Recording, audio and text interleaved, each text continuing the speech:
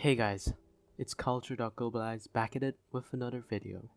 This time, we'll be interviewing Mr. Sertuan, a Malaysian historian of Sikh descent. So, Mr. Sertuan, can you talk about Sikh weddings in particular? What are the changes you have noticed over the years? Okay, to start with, traditionally Sikh weddings were arranged weddings.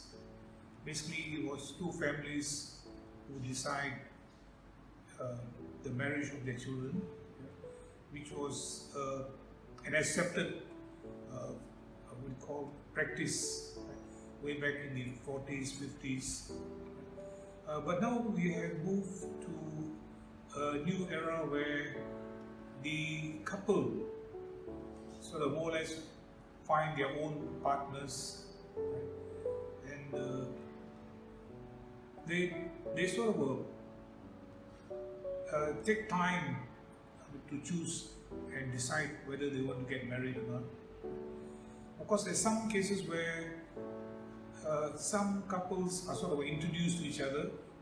Right? They don't meet each other through, social means or whatever, but they're introduced and sometimes they work out. And of course, the other thing, the ceremony still remains the same. Right? Basically, it's the traditional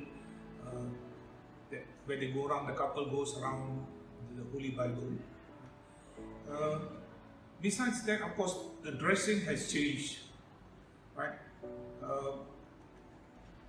At one time, it was traditional attire. Right? Right?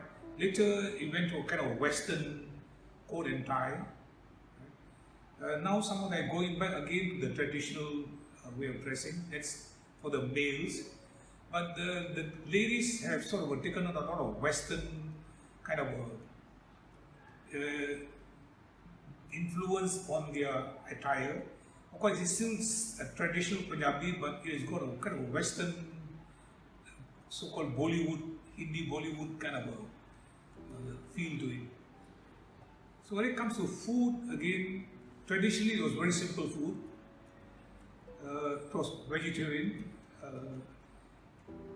Then in the 60s, 70s, 80s, it became kind of a more elaborate.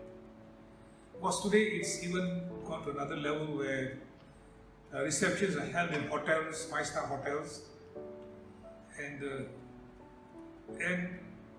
quite a bit of money is spent, right? Just hosting, right? A Sikh wedding will have like 3 different events. We have what is known as a Sangeet. That's where the ladies sing and dance or whatever. Then you have the actual wedding. Then you have a reception. So, compared to about 50, 60 years ago, it was a very simple family affair. But today, it's kind of very elaborate and it's kind of spread over sometimes 4, 5, 6 days. Mr. Sertuan, as for like traditional family values, have you noticed like some really drastic changes? For example, like how people, well, what do you think of the increased divorce rates? Okay, the divorce rate, it is, wouldn't be able to give you statistics, but it is happening, right, compared to the traditional family setup 15 or even 30, 40 years ago. Divorce was sort of quite unheard. So even if a couple or the husband and wife don't get along, they somehow will stay together because it was family honor and pride. So divorce was considered to be a kind of a very kind of a taboo, something which will kind of bring down family honor and dignity. So couples will just kind of go through, whatever suffering or whatever you call it. But today things have changed where, I know of couples that separate even the day after the wedding. Right? And mean, it's happening. Right? It's not common, but it's happening among the Sikh community. So, in those days, once a lady gets married, she's always told one thing: the day you're married, there's no more space for you in this house. So it was a one-way ticket. So whether you survive or you die, it's up to you. So whereas today's families accept their daughters even after they're divorced.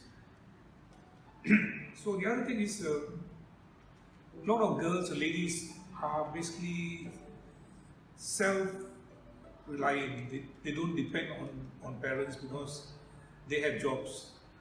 So if a marriage does not work out, they still, have their financial support to carry on. One thing I've noticed that has seemingly been unaffected by time is the Sikh tradition of wearing a turban. Do you think this perception is correct? Is like the younger generation losing this very ingrained, very innate kind of sense that they should be following all these traditions? Okay, the turban is basically part of what is known as the 5 Sikh symbols. The Sikhs have 5 symbols. Right? One is the long hair. Right? The other one we call it the underpants. Right? Every male must wear innerwear. Right?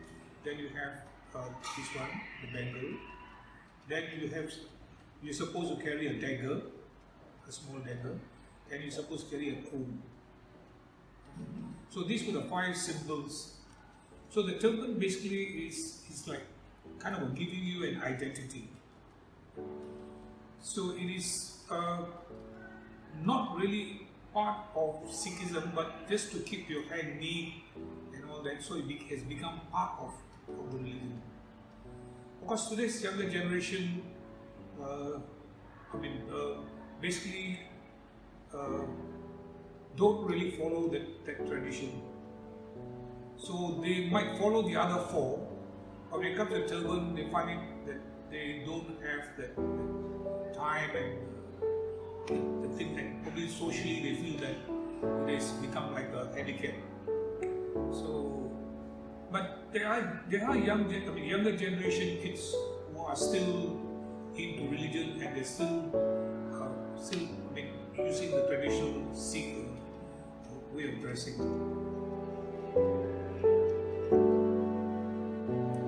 So now we've talked about all these changes.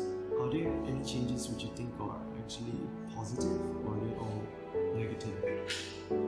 So step forward or step back?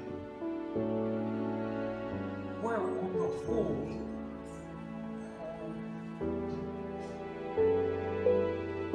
culturally, basically, it's kind of a negative in the sense that there is what you call dilution of culture. Basically, we're losing some of the cultural aspects of Sikh Punjabi culture.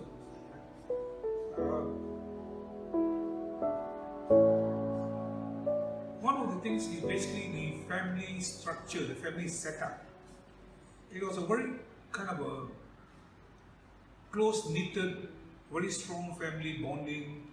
Like we had 3 generations, sometimes 4 generations, who probably lived sometimes even under one roof, and or they live close by. But today's globalization has basically changed the whole concept, where you have your next of kin, your family members are all over the world. They're scattered, and that family bonding has basically been sort of being eroded. So the close connection, the bonding that was there is basically kind of almost, it's almost like, almost non-existent. Because some family members still have that bonding, the connection, but on the whole, it is kind of very loosened up. Of course, on the other hand, basically, it also has allowed some kind of a degree of freedom for girls. But at one time, girls were basically very brought up in a very conservative, they call atmosphere where they were not given an education. They were basically married off when they were 15, 16. Right? But today's girls have the opportunity to decide on education and careers. So I think that is a very positive aspect of whatever the changes in the Sikh culture and the academic culture. Alright, Mr. Sertuan, can you briefly outline what you think are the causes of these changes in Sikh culture? Okay, I think putting it in a nutshell, it is something that is inavoidable. It's what they call globalization. So, at one time, like I said, societies lived in a very close-knit environment. So the family value systems were passed on from generation to generation.